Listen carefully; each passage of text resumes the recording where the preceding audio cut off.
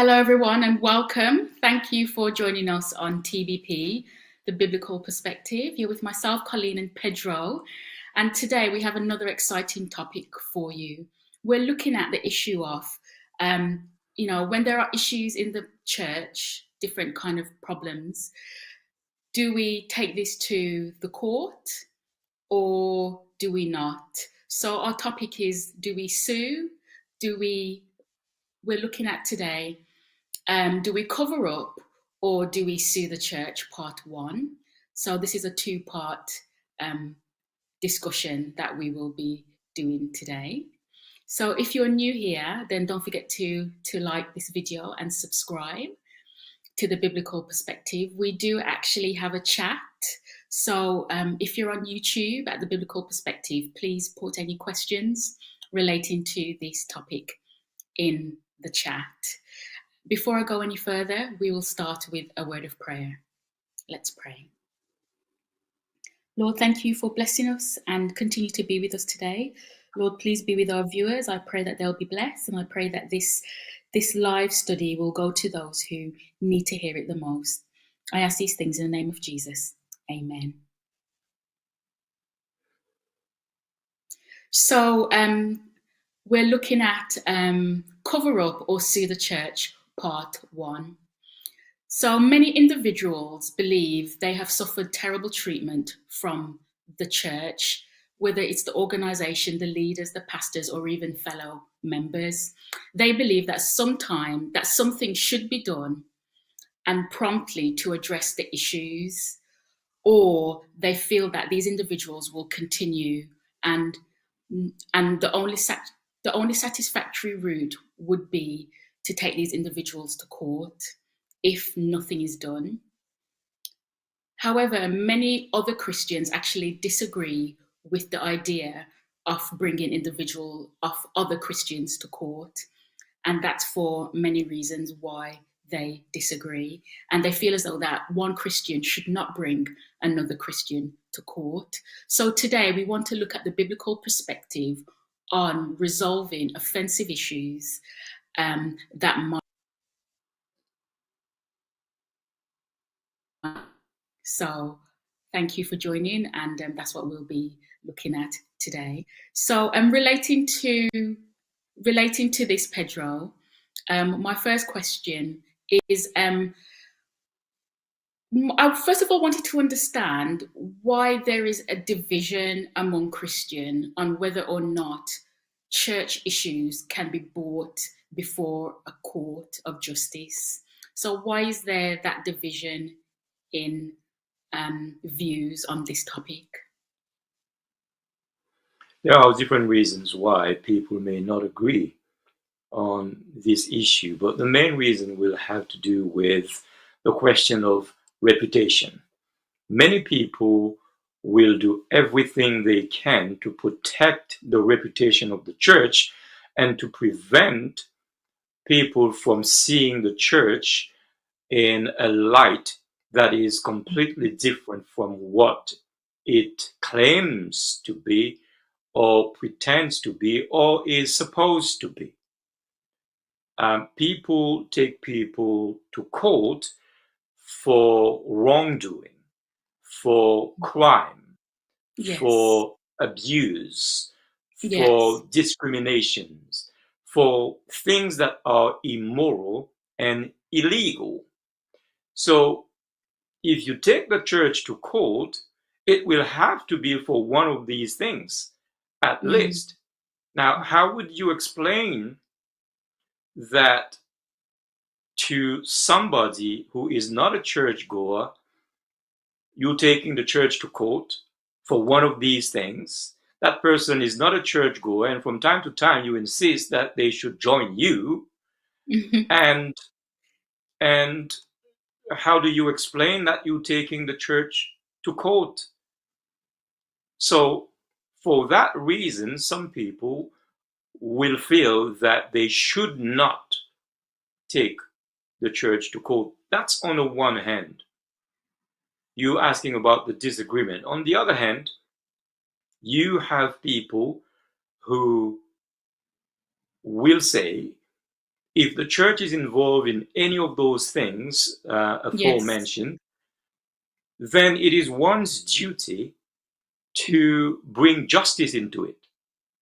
And the best way to do this is the legal way.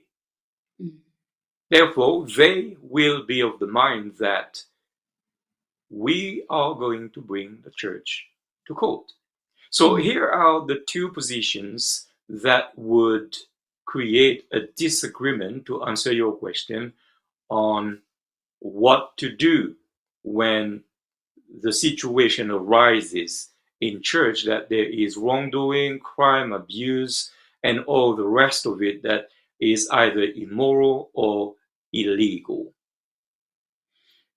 Okay, Pedro. So we've got two opposing views here. We've got those who believe that justice should be done. There are those who want to protect the church, for example.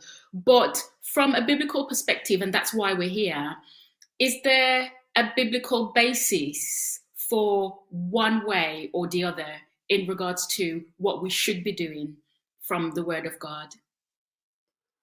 Yeah, yes, there is, and I will start with those who think that the church should not be brought to court.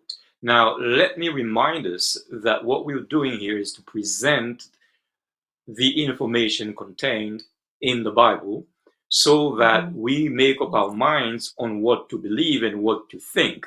This is why Mm-hmm. we call the biblical perspective. We give the Mm-hmm. perspective that is from the Word. So I'm saying, yes, there is, for that first group, an entire passage on which they will base their rationale for not taking the church to court. And this is an entire passage, but I'll go through it step by step with you. So what would they start with? What would be the basis to begin with of them taking the position, no, we're not going to do this? If you read for me from 1 Corinthians chapter 6 and verse Mm-hmm. 1, please. Okay, reading from the King James Version. Dare any of you, having a matter against her, go to law before the unjust and not before the saints? And the New English Translation, when any of you has a legal dispute with another, does he dare to go court before the unrighteous rather than before the saints? And finally, the New Living Translation, when one of you has a dispute with another believer, how dare you file a lawsuit and ask a secular court to decide the matter instead of taking it to other believers? So that seems to be unequivocal, doesn't it? Yes, it seems clear. Okay, so the subject matter is clear and the position is also clear.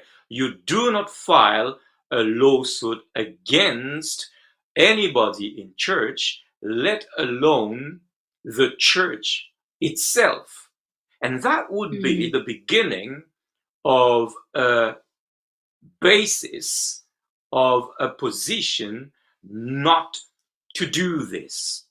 Now, mm, I want to continue further with that thinking because the passage, as I said, it's an entire passage. The passage gives more insight into what it is dealing with. So I would want you now to read for me verses 2 and 3 of the same chapter of First Corinthians, please. 6. Okay, so first of all, I'll read from the King James Version. It says, do ye not know that the saints shall judge the world? And if the world shall be judged by you, are you unworthy to judge the smallest matter? Know ye not that we shall judge angels? How much more things that pertain to this life? and the New Living Translation, don't you realize that someday we believers will judge the world? And since you are going to judge the world, can't you decide even these little things amongst yourself? Don't you realize that we will judge angels? So you should surely be able to resolve ordinary dispute in this life.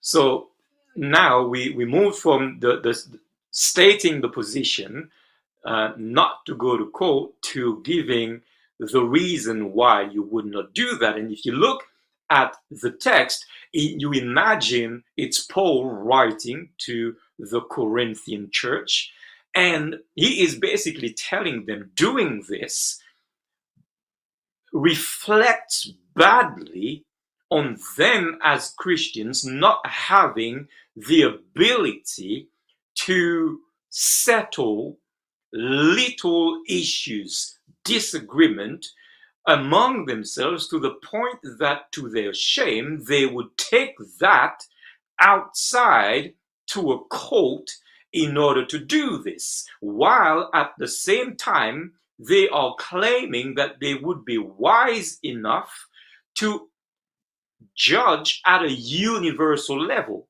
I mean, Yes. how Paul is putting forward the argument, how on earth you are going to be able to judge angels, celestial beings, deal with matters of judgment in their Mm, case, mm. if you're not able to deal with small Yes. issues among you as human beings, that simply reflects very badly on you people. So Mm, there is an issue here for those who listen to this. The reflection is for those who are looking at them from the outside. So there is a mm. question of reputation, but also Yes. identity that Mm. is at play here. You're with me. Yeah, and For also and then Pedro, just quickly, I think it's relevant as well and important that you made it clear that we're looking at two things here. It's not just about individuals, like bringing one Christian, bringing another Christian to court, for example, but it's also looking at the church as an organization as well, like a dispute being brought against the church. so yes, we might go into the specifics of that, but the principle that is brought here globally, and that needs to be understood, is that with matters dealing with church matters, this is the idea here.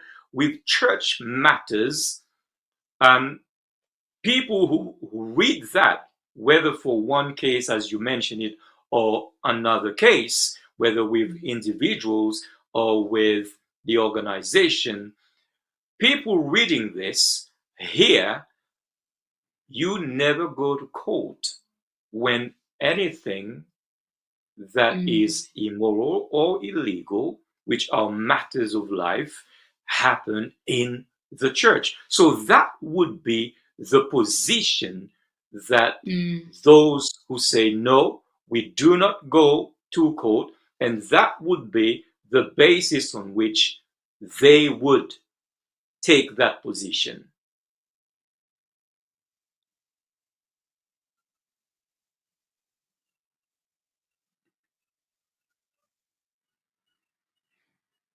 Okay, Pedro. But can I just ask quickly?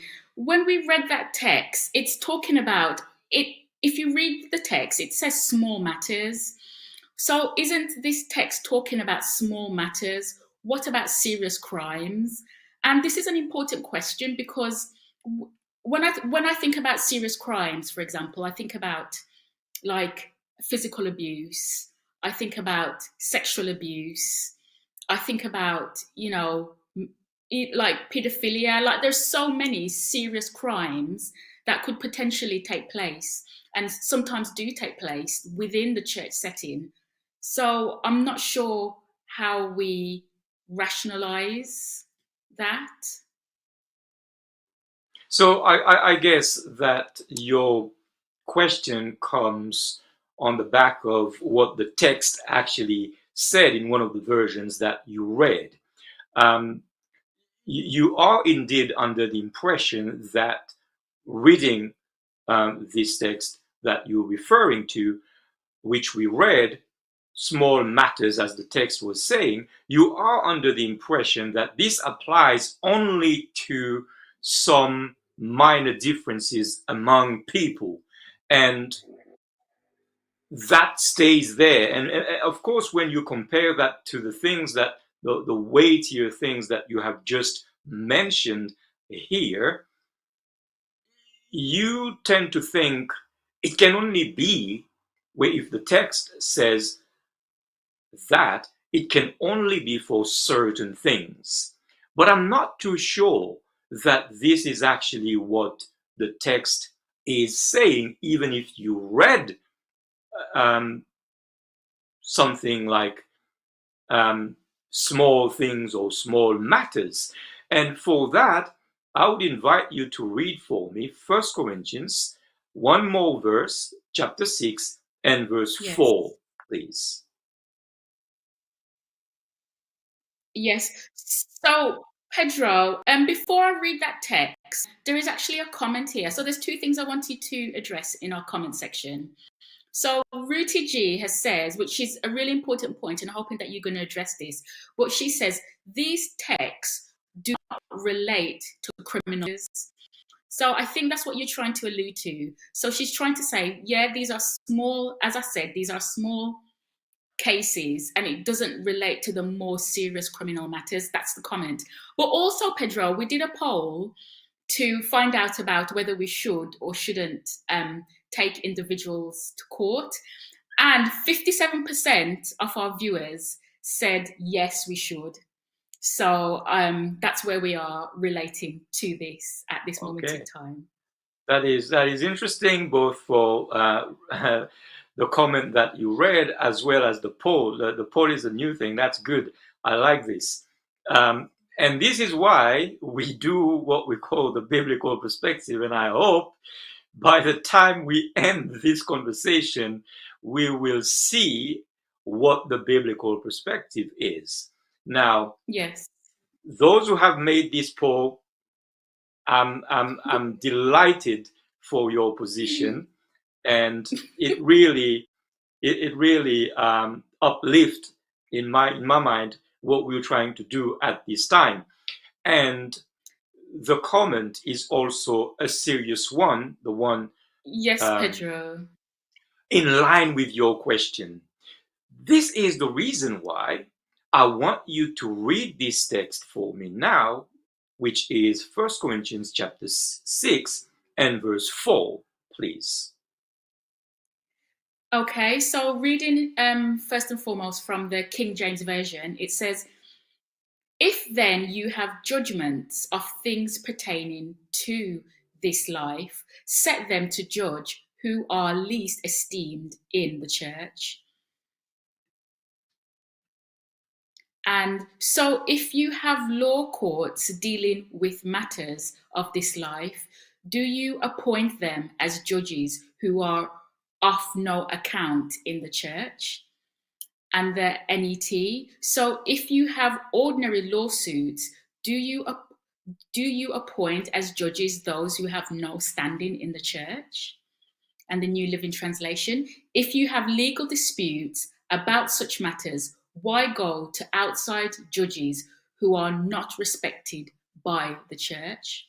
And the Revised Standard Version, if then you have such cases, why do you lay them before those who are least esteemed by the church? And the Young's literary translation, of the things of life, indeed, then, if you may have judgment, those despised in the assembly, these cause ye to sit.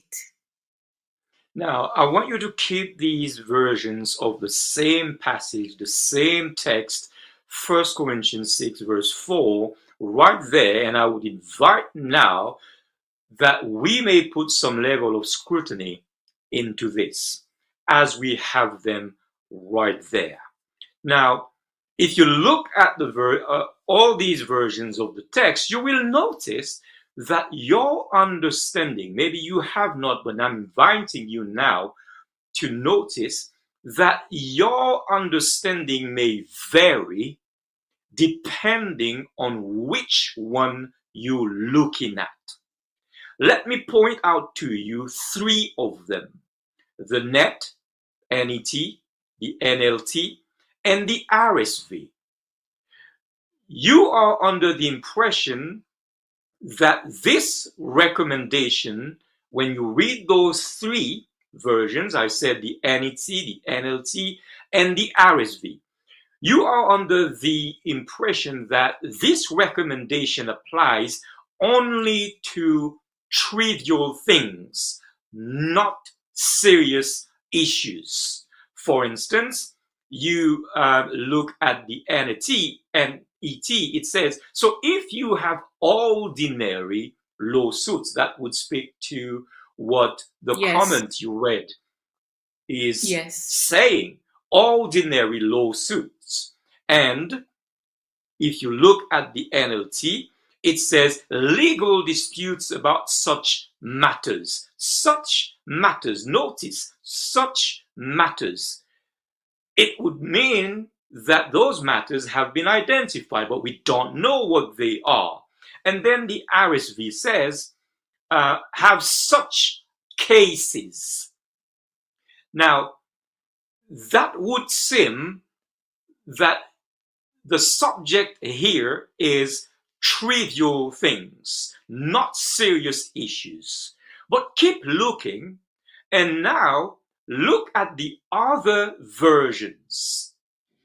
Yes, They seem, Pedro, because the others, they say pertaining to the things of this life, or the oh, things, or of the things of life, or oh, dealing with matters of this life. all right. So when you look at these other versions, they specify issues, as you rightly say, issues of this life. That's the KJV and the NAS, right? And issues of life. That's the YLT. Now, the truth is, if you think about this, you already, or you should already start thinking that it might not be just about ordinary things Yeah, that this text is talking about. But we need to know that for sure.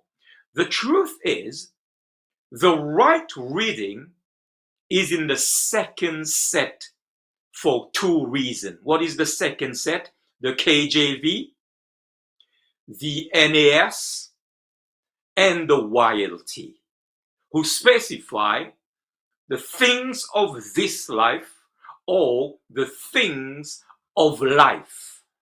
Now, so I said the correct reading is in that set for two reasons: text, that's one, and context, that's the other. Let's deal with the issue of text. Why is it that three of them have the issues of this life or the issue of life, and others don't have it and seem to say ordinary lawsuits or just such matters or such cases? I would invite you to have a look at one word in the original text that will clarify. That's the textual element, the first element.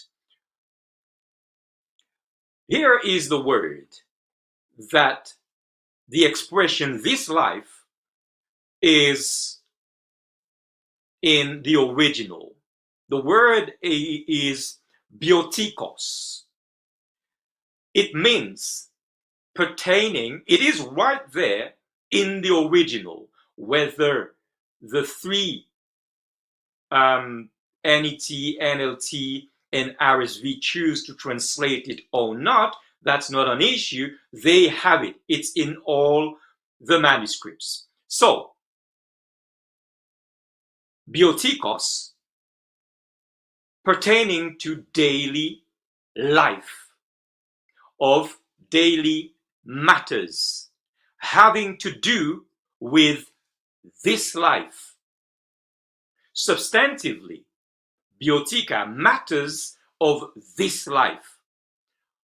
Ordinary matters. Okay, we seem to have from the Freiberg lexicon an explanation that would satisfy both sets. Let's move to the Lau-Narda lexicon, the second one, the same word, biotikos. It derived from the verb bio, to live, and it pertained to daily life or existence of this life, characteristic of this life, of human existence. Do you feel that there should be a shift here in our thinking? Let's move on. Same word, now with the LSJ, of all pertaining to life.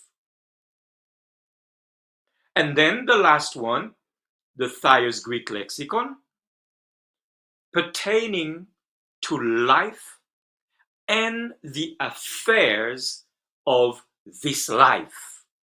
Now, when you have all of this, the word is right there in the original. The textual element is clear. This is element of matters of this life.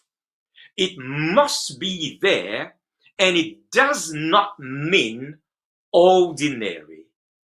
Because in this life, in your existence, or saying this life, or saying your existence, which is what the word means etymologically, it doesn't qualify if it's ordinary or not.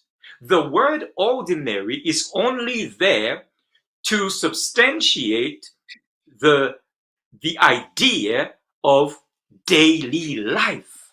Now, in daily life, would serious crimes be part of daily life?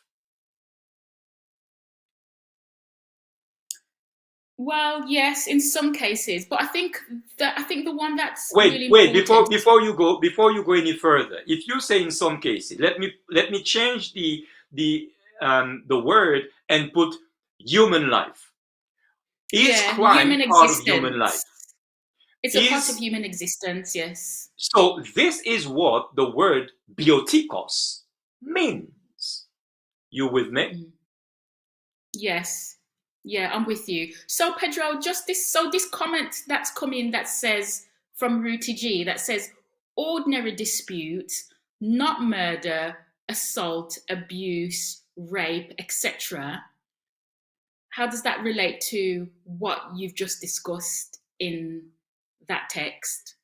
But you just answered the question. Would rape, ordinary dispute, murder, and all these other things that are going on every single day in our environment, part of human existence, part of human life, part of daily life? Yes. Is it? Yes. So that's the textual element. And I could understand, I remember I said for two reasons that this is not what the text is actually saying. What if we think about ordinary things like small matters? I said for two reasons. The first reason would be, and remember, I'm not giving my opinion on this, I'm telling you what the Bible is actually saying. Okay, so that's not necessarily me saying this, how I view it. That's the biblical perspective. Now, the second reason I said The first reason was textual. We've just seen it. And I said the second reason is contextual. That means Yes. I should be able to find an element in the text that clarifies whether or not, in Yeah. context, we're not talking about small matters, but every Mm, matters of life. This is why mm. now I would invite us to have a look again, but this time in a specific way at what the passage is saying in 1 Corinthians 6, verses 3 and 4 together.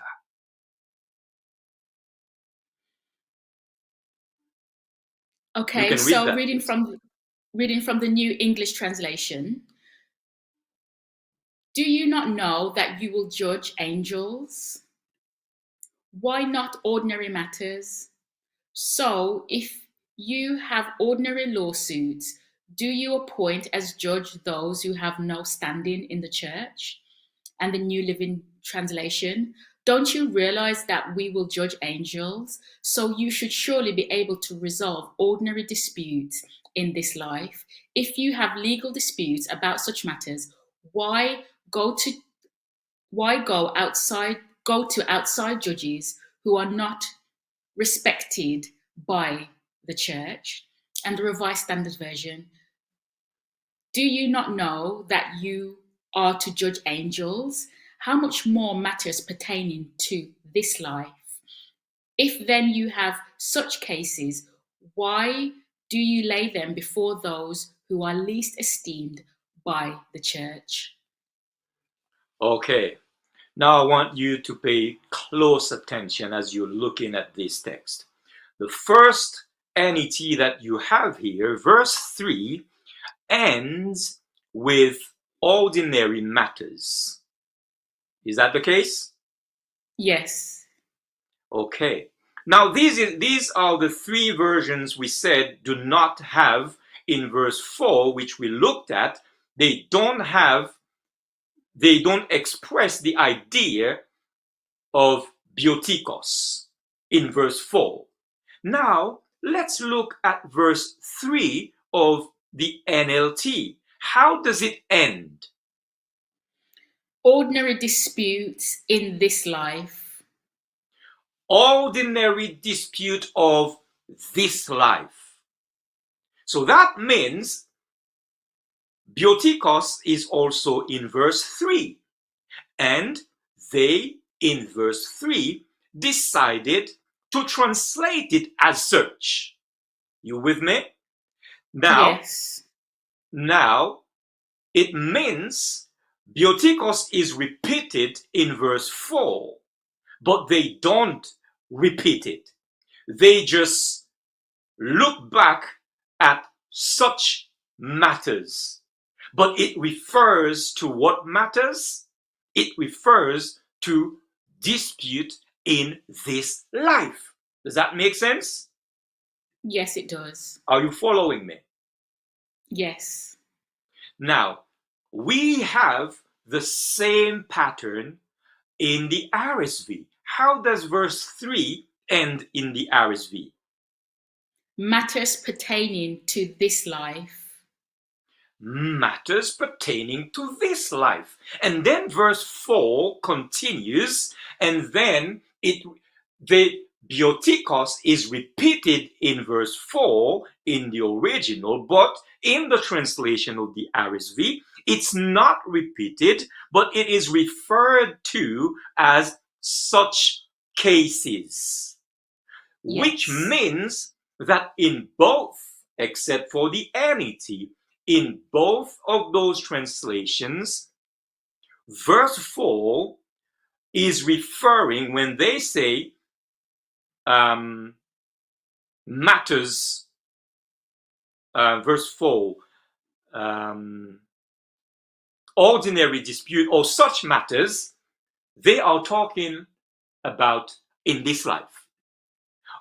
When they say such cases, they are talking in this life. It is simply for stylistic reasons that they do not repeat the expression this life, which means that they're not trying to lead us away from understanding, perhaps like the NET is trying to do, that it's only about insignificant matters. They are simply not, for stylistic reasons, repeating the word in this life. So things of this life is actually now the contextual element that we need to take into consideration here is that the expression in verse 3 of things of this life is actually contrasting what preceded in verse 2. And in verse 2, what was it? In verse 2, Paul was talking about things that pertain to the angelic realm. You with me? He was telling them, remember we read the text, if we are called to judge angels who live in a different realm, who are not part of this human existence, how is it now that you cannot judge things that pertain to the very realm you belong to? This is what the expression of this life, in this life, of life, human existence, daily life means. Not trivial things. Are you with me? So the expression, again, I'm repeating myself, the expression things of this life is only in contrast with things within the context of judgment that are happening in a higher realm, the angelic realm. So that means, indeed, all matters of life, according to what Paul is saying here, all matters of life should be presented before the church, not before an outside court. That would be the biblical argument that is being developed here. Does that make sense? Yeah. Now,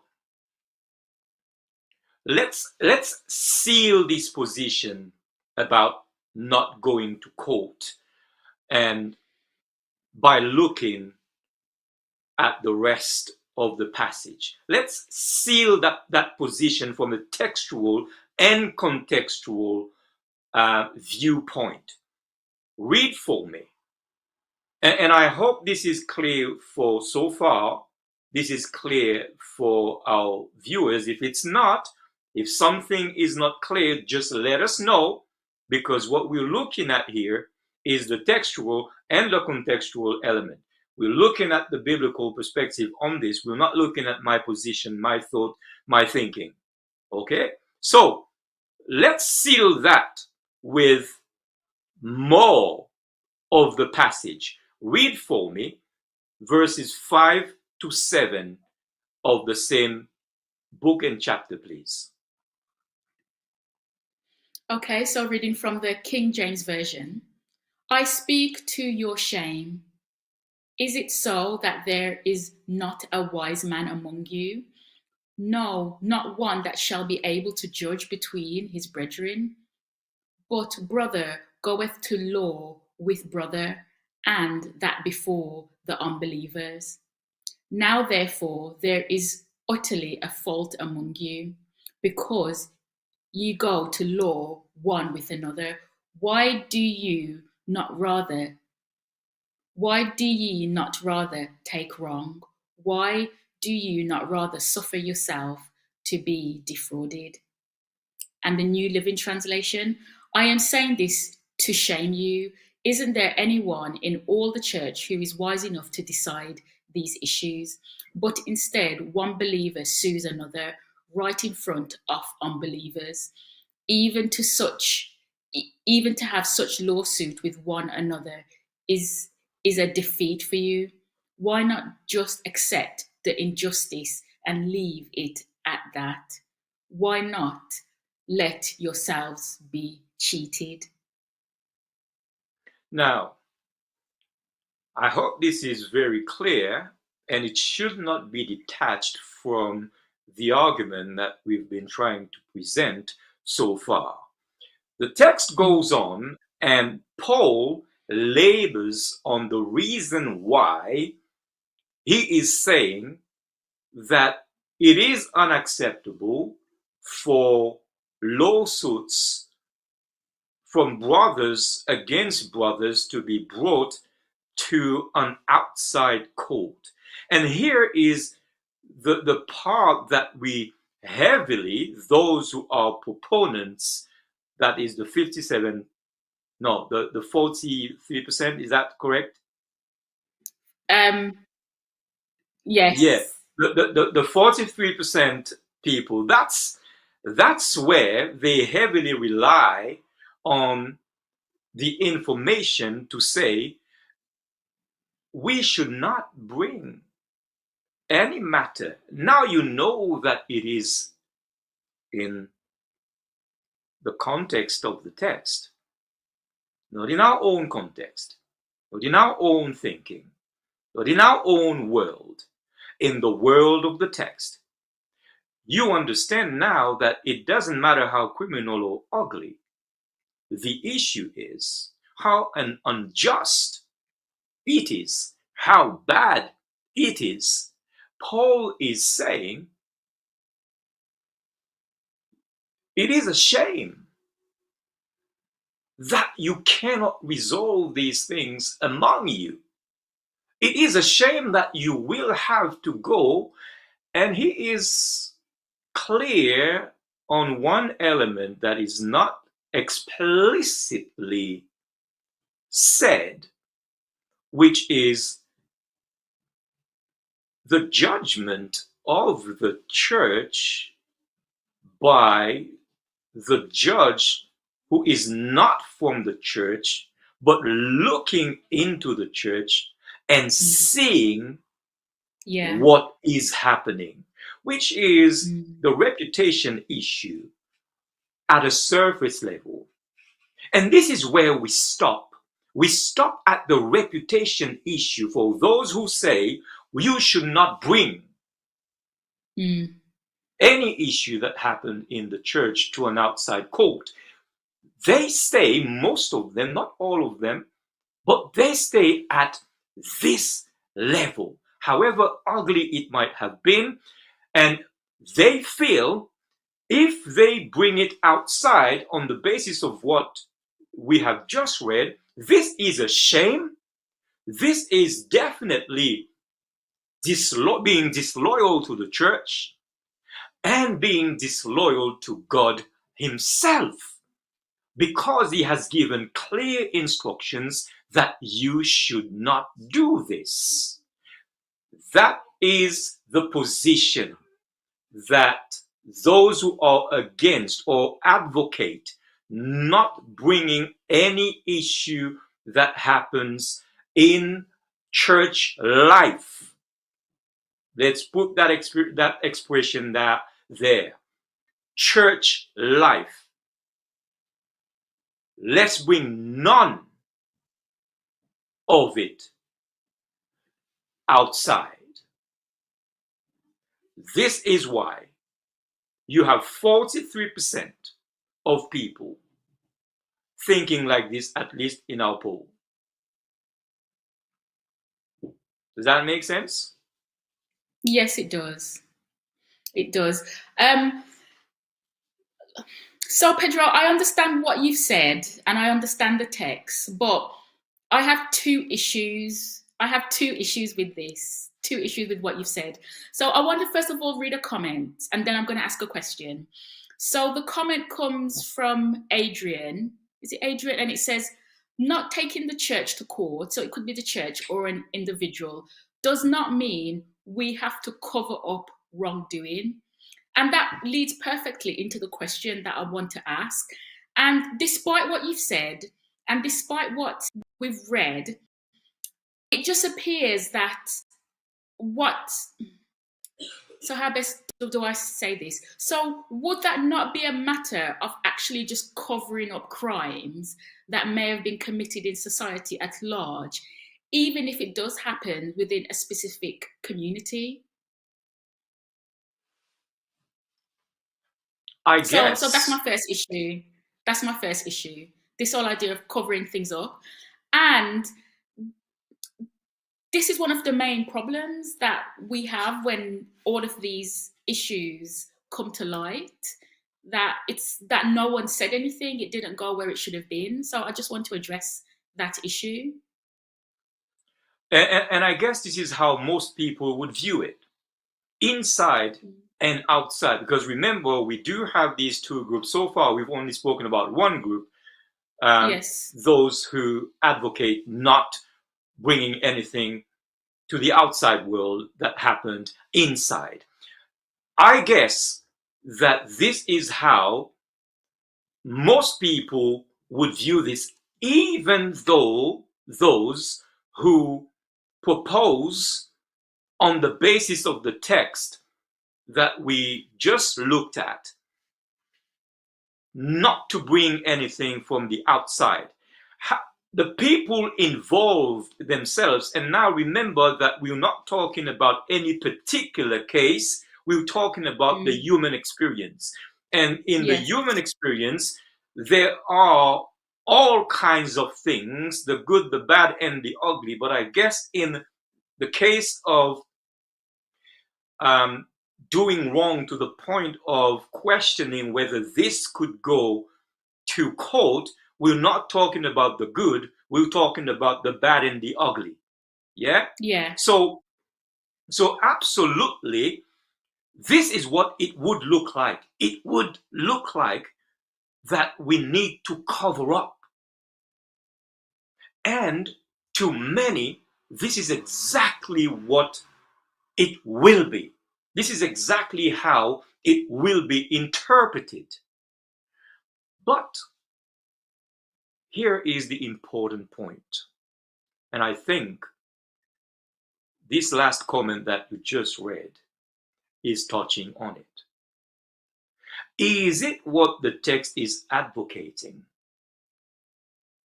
To cover up?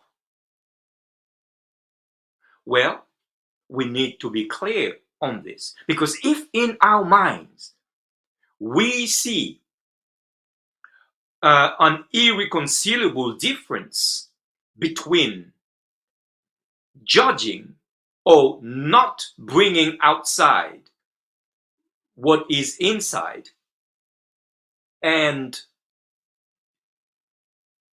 not covering up, then we need to question Paul a bit more on what it is exactly that he is saying. And I invite you to do that by returning to what he said in verses 4 and 5 again. Okay, so reading from the King James Version, it says, if then you have judgments of things pertaining to this life, set them to judge who are least esteemed in the church. I speak to your shame. Is it so that there is not a wise man among you? No, not one that shall be able to judge between his brethren. And the New Living Translation, if you have legal dispute about such matters, why go to outside judges who are not respected by the church? I am saying this to your shame. I am saying this to shame you. Isn't there anyone in all the church who is wise enough to decide these issues? Now, there are two things here. Let me point quickly to a technical issue. If you look at the King James, you look at verse 4, it ends with just a stop, a period, not a period, a dot. How do you call this grammatically? It escapes me. the final point, verse, a full stop. Yeah, a full stop. It ends with a full stop. If you look at the NLT, it ends with a question mark. Now, again, to sort this out, what you will need to do is just to look at context. And context will let you know that in this case, the NLT is right, because some manuscripts have the question mark and some don't have it. But if you look textually or contextually, the question mark is necessary at the end of verse 4 for the sentence to make sense. So why am I saying this? I am saying this to say, because we're trying to answer the question, is Paul advocating to sweep things under the rug when there are issues? You can clearly see that this is not what he is saying. In fact, he is demanding. Yes, he is demanding that no matter may be swept under the rug. And there are different ways of sweeping matters under the rug. And this is here the issue of question mark and full stop is important. He says, if you have legal disputes about such matters, why go to outside judges who are not respected by the church? And what he means by that, he, in his mind, and it should also be in our mind, expecting that in the church we are more equipped to understand the depth of issues that are happening in this life and more equipped to render a proper judgment. So he is clearly saying, you don't choose the list. Can you go back to the yeah, he said in the KJV, he said, would you bring those cases to the least esteemed? No. So, and in verse 5, he says, if you do that, I'm speaking to your shame. Why is it that there isn't, I'm looking for one person who has the wisdom and the integrity not to sweep things under the rug by being unqualified or by doing nothing? Are you with me? He's saying you wouldn't do that. So basically, he is advocating the judging. He is advocating the judgment. He is advocating that the situation may not be covered up, but dealt with, and dealt with adequately. For people who hope one day to judge Satan, amen, you're not going to be able to render a proper judgment in daily things of life, however ugly or bad, criminal or civil, the things of human existence. So that's a textual and contextual element that we need to wrestle with here. But another thing is, in fact, this is chapter 6 of First Corinthians, the letter to the Corinthians. If you look at chapter 5, which is not a long chapter, Paul himself, you can feel how eager he is to have the issues of life being dealt with adequately among believers, to the point that he strongly condemns the evils that are happening in the church, and he wants those issues to be sanctioned by himself, giving his sanction of those issues. If you look at chapter 5. So there is in no way, to the point that Adrian was making, there is no way that we should understand what Paul is saying about bringing things outside and confuse that with covering up. He is just asking for a higher standard. Now, there are cultural elements in this and historical elements in this that may not align with our cultural and historical context. Yeah. This is where the difficulty would be. But the principle is that he is asking for the highest authority, the best judgment to be given and to be exercised in dealing with the evils that happen in the church. Does that make sense? Yes, it does. Yes, it does make sense. So there is no attempt here of covering up anything. We should remove that from our minds, from the spirit of the text, I keep saying. Yes, Pedro, I understand what you said, and it's an important point, but I want us to be mindful of the context in which we're in. I want to go back to the point. I want to go back to the comment that Ruti G made. And she said ordinary dispute. So we've addressed that issue. And she says murder, assault, abuse, rape. So these are serious crimes, molestation. I mean, there could be others, Pedro. I mean, we all understand the things that happen in this world under the sun. Now, we have a civil duty. Do we not have a civil duty to report crimes? I mean, we are law-abiding citizens. As Christians, we should be law-abiding citizens, and we have a civil duty to report crimes. So that system that you're talking about, I don't see how it aligns with our civil duty. So your question is, do we have a civic duty to report crime? Yes. Okay. So well, I'm saying that. Yeah. Okay. Yes. Go on.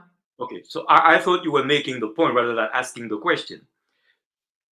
So the question is, do we have the civic duty of reporting crime along the lines of what Ruti G is saying?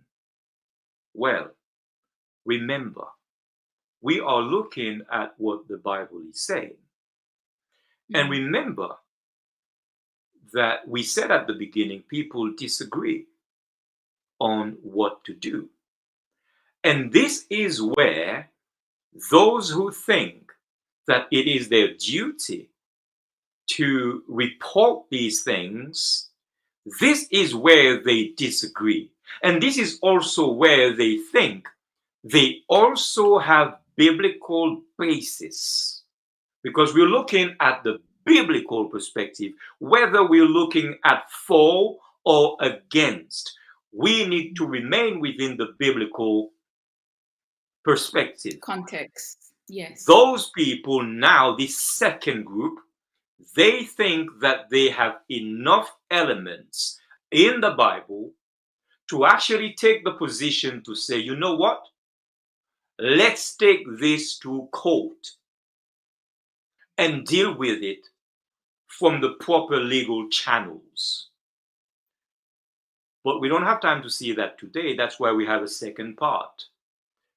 Yes. So in that second part, we will deal with the basis on which, from a biblical perspective, these people think, in spite of what we heard, that they have the biblical basis to go to court and Yes. denounce and sort out the bad and the ugly that happens in church. Next time. Okay. All right. Thank you. Thank you for that study, Pedro, and thank you to our viewers that joined us today. Please join us for part 2 of this study next week at 3 p.m., where we will be continuing discussion. And also, please leave any comments that you have, and we will try to address those next week as well. So thank you for joining us, and we'll hopefully see you next week for part 2.